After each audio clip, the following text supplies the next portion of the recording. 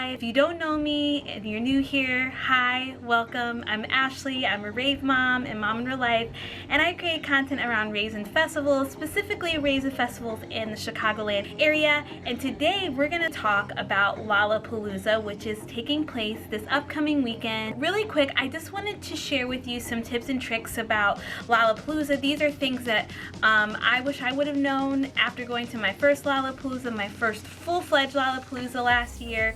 So breaking this out into a variety of different categories, actually 4 categories. The first is what to wear and what to bring. The second is getting in, logistics with that. The third is food and purchasing items and tips and tricks, and then scheduling your day. Let's start with what to wear. Lollapalooza is not your typical EDM festival rave kind of situation here. It is a more city urban festival. It is a variety of different genres. It's multi-genre, so you have country, you have hip-hop, R&B, pop, you do have EDM, and usually the stages do kind of take on a specific genre, but I say that to say, you know, you can pretty much wear whatever you want to wear. I did see some people in rave attire, but very few. The style and the vibe of this festival is going to be more streetwear, so I would recommend dress comfortably, especially because the weather can be hit or miss. On some days it was cold, actually it was only in the 70s, and on other days it was really hot. This week in Chicago, it seems like the weather is tipping towards a little bit below average, but still pretty pleasant. So it's going to be a beautiful weekend. It's going to be, I believe, in the 80s. Lower 80s. At night it can get a little chilly in the 70s, so I would recommend, if you tend or are prone to get chilly, maybe bring a light jacket, like a jean jacket. I think on one of the days it was super cold and actually thought it was gonna rain, so I had a jean jacket on and I actually wore pants and I felt perfectly fine.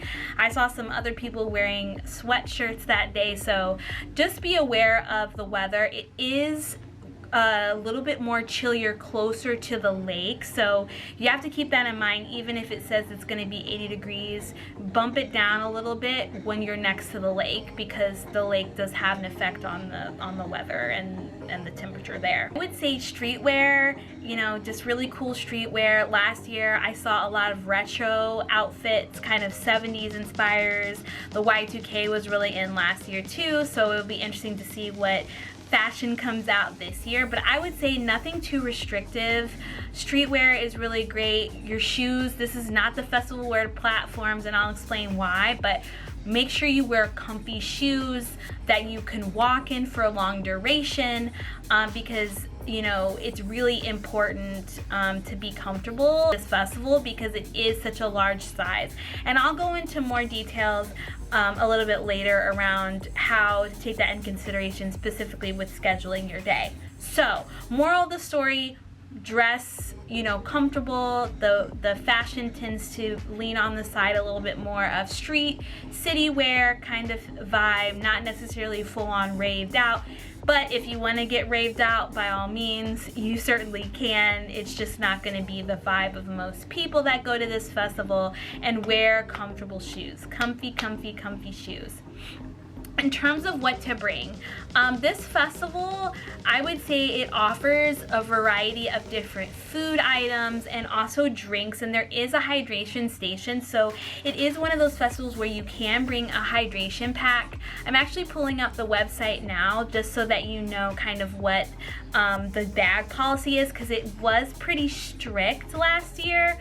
So it says here that all bags will be searched upon entry, which is correct. My bag was searched. Nights that I went, I just brought my sling pack from the Lunchbox fam. I swear by the Lunchbox fam's fanny pack. I think it's a snack pack and the sling pack. I brought the sling so I could put a water bottle in it.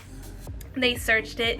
Technically it has more than one pocket, but you're fine. Like they weren't too strict on that. The back pocket is kind of hidden and they didn't really notice that one that much. So I would say that if you do have a lunchbox sling or snack pack, those are great. Any fanny pack is great. I did see a lot of people with clear bags, so I would err on the side of a clear bag. But honestly, it depended on what security guard you got and if you pissed them off, to be honest with you, because I saw people in there with a clear on backpack. I'm talking about like a traditional backpack, not see-through. But then I went through a line and I saw someone who had just like one of those crossbody purses that were a little bit bigger, and they made them take all of their stuff out and throw the purse away. So it's hit or miss. I would err on the side of caution so that you don't have to throw your bag out. So, you know, a fanny pack, a clutch, you know, purse or something, that's all you really need. You don't need that much stuff to go to this festival. Also, I would say that if you can, another option is hydration packs. It does say that hydration packs are allowed. They don't need to be clear, but they must be emptied of all liquid and have no more than 2 pockets in addition to the one holding the water pouch. So they have a graphic of what's prohibited, what's not prohibited, so take a look at that. Keep it in mind because, you know, on any given moment they can be strict about it, you know, just like with any other festival. I would also say make sure that you go to the Lollapalooza website. They have a list of prohibited items and things that you can bring in. There was a question on one of my last Lollapalooza videos about cameras and vlogging, and here it does say that cameras are allowed. The basic point and shoot cameras are allowed without detachable lenses and other accessories, such as selfie sticks, tripods, GoPro mounts, and other attachments. Those are not allowed. Make sure you take a look at this list. I would definitely say bring some sunscreen, especially if it's hot outside, if there's a lot of sun. There is some shade in some of the areas, mainly I think Perry Stage has trees, but other than that you're just out in the open, so the sun's beating down on you. You might want to think about sunglasses, around wearing a hat if you can, you know, staying cool. If you're not going to bring a hydration pack, one thing that I did is bottle water on one of the days, and they come in these really cool aluminum water bottles, and I kept that with me throughout the duration of the weekend. Just make sure that you empty it before coming in, and I just stuck that in my sling pack and it was perfect. But they do have water refill stations, so I refilled my water bottle. You can refill your hydration pack. Make sure you stay hydrated. It can get humid out there. Other things that are allowed that might be helpful are a blanket or towel. There are some stages where they're pretty vast and you can sit on the ground. I believe the Bud Light stage has wood chips down, so you know you might want to sit down and vibe over there, and if you do, you're probably going to want a blanket. So you can bring those things in. Again, keep in mind the bag that you bring it in, make sure that it's clear. So bring just your typical festival things: chapsticks, wet wipes. The porta potties were pretty good, but they did run out of toilet paper, so you might want to bring wet wipes one day. Gum, just make sure everything is sealed. You know, these are just typical things when it comes to festivals. You might even want to bring a fan. Again, it gets hot, so you can fan yourself throughout the day. And I think that was the gist of everything that I brought. Make sure you bring your ID. Obviously, make sure you have your wristband on. This year, there is no vaccine requirement, I don't believe. Would recommend that before you head to the festival that you go ahead and activate your wristband and add a PayPal account or your credit card, because this can be a cashless event if you so choose, and that made it so much easier. It made everything that I was carrying lighter, and also for pickpockets and everything like that, I didn't have to worry about somebody stealing my card or stealing any of my, you know, important possessions, because I already had it on my wristband. So that was definitely a plus of this festival. I actually wish more festivals would do that, because it made the whole experience so much easier and carefree for me. Moving on to getting in. So getting in, I believe there are 2 entrances. The entrance that we went in was on off of Michigan Avenue. I think it's around Madison Street. Okay, so there's one at Monroe and Columbus and one at Michigan and Ida B. Wells. Each day we went through the Michigan and Ida B. Wells entrance. You can go through the Monroe and Columbus entrance. I would say that probably the one that gets the most traffic is going to be the Michigan and Ida B. Wells entrance, because it's coming right off of the CTA, and most people are going to take public transportation to come to the festival, but you can come the other way.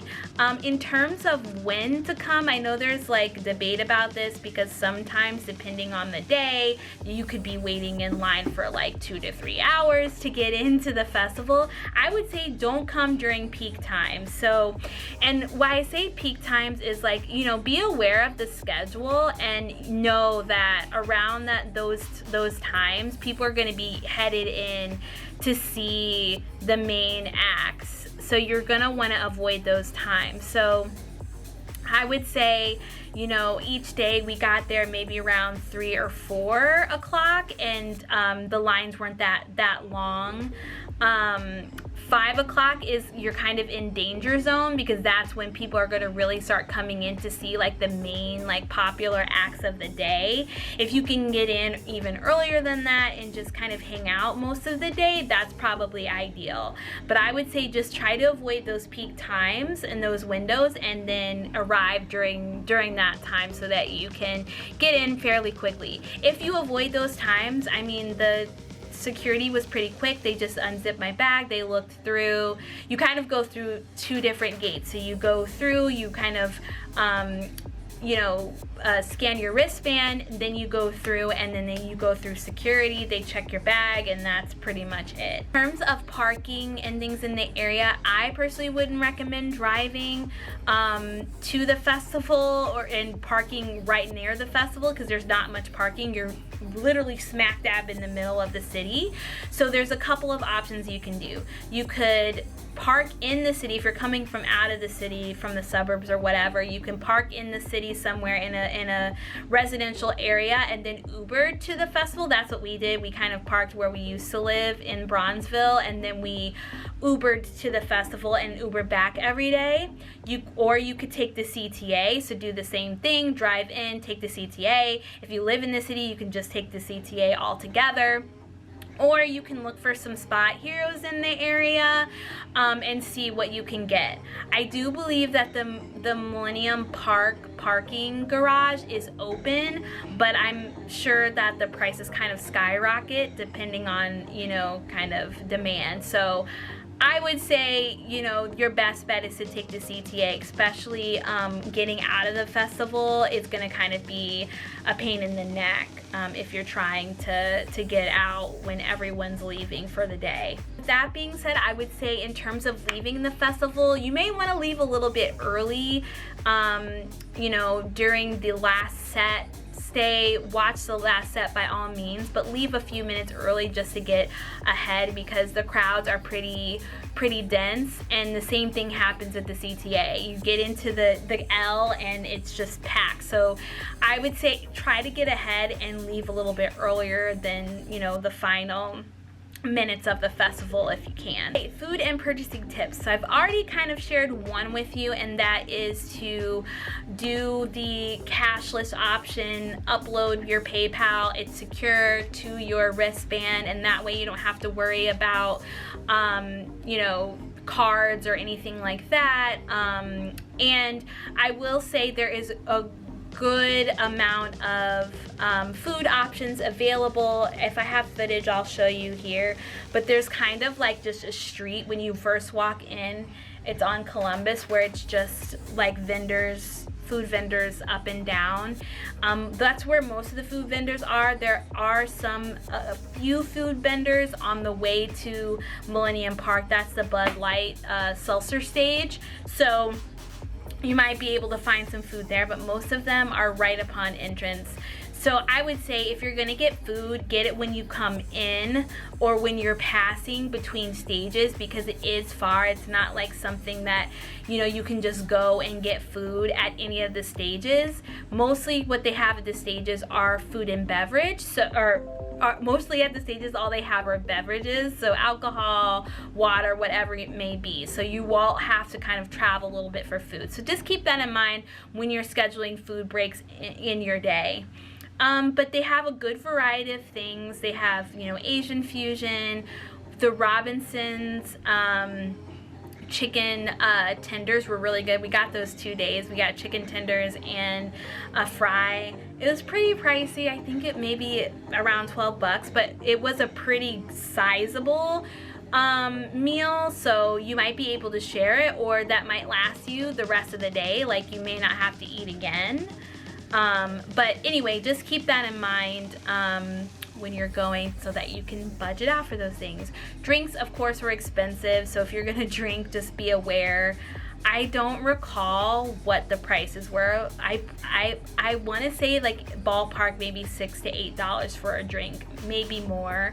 I didn't really drink, I just had water while we were there, so just be aware of the prices. Okay, last but not least, the one thing that I will say about this festival that's really important to know is scheduling your stages are pretty spread out. You have the T-Mobile stage on one end of Grant Park near the museum campus, and then on the clear across other end in Millennium Park, you have the Bud Light stage. Those are probably the biggest stages that you have, and those are gonna be where the headliners are gonna be, and then you have many stages in between. That being said, it is a few miles between the two stages, so you want to be comfortable. That's why I said wear comfortable shoes, and you want to kind of time and figure out who you want to see throughout your day, just so that you're not going back and forth and walking that every single day. So maybe, you know, you are at the Bud Light Seltzer stage for one act, and then you make your way over to the T-Mobile stage and you kind of stay in that area. You kind of go to the stages in that area, just so that you're not going back and forth the whole entire time.